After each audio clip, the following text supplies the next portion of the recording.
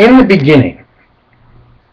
The words in the beginning in Hebrew are Barashit, Bara, Elohim. The word Elohim means God plural, because Elohim, the him at the end, would signify plurality, but it doesn't always. Christianity has been trying to tell Judaism, or trying to tell people, that it's right in Genesis that you find the concept that there's a triune God and that God is not just one, but one in three. And many theologians who've taken a little bit of Hebrew think that when you look at it on its face, the plural form clearly shows that Elohim means God plural. But the people who speak the language and the Jews who read these scriptures didn't look at it this way.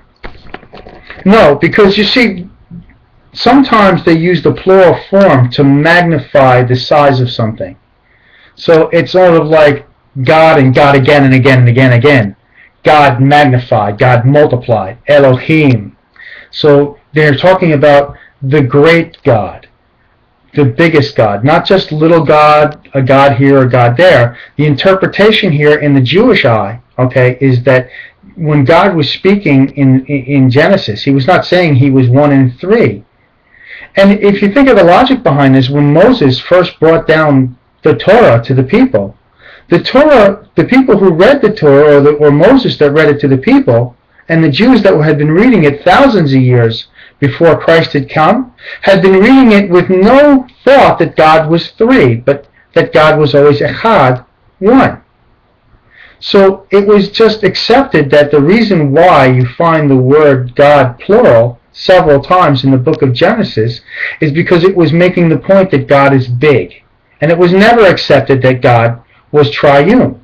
Now, that's not to say that he isn't triune. I'm not arguing for one way or the other.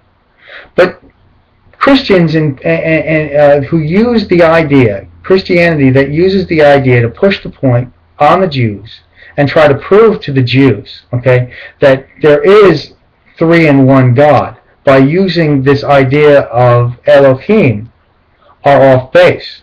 The next scripture you'll find in Scripture that says, well, let us create God in our own image. Now that's a little bit harder to explain.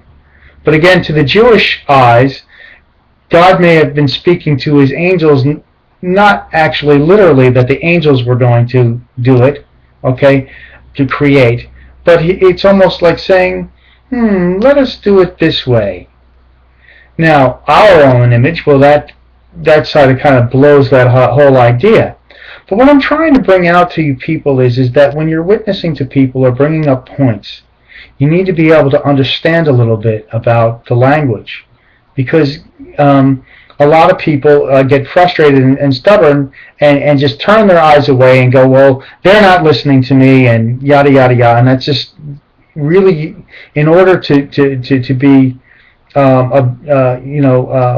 take a point of view and be able to argue a point of view, you have to be understanding. Thank you.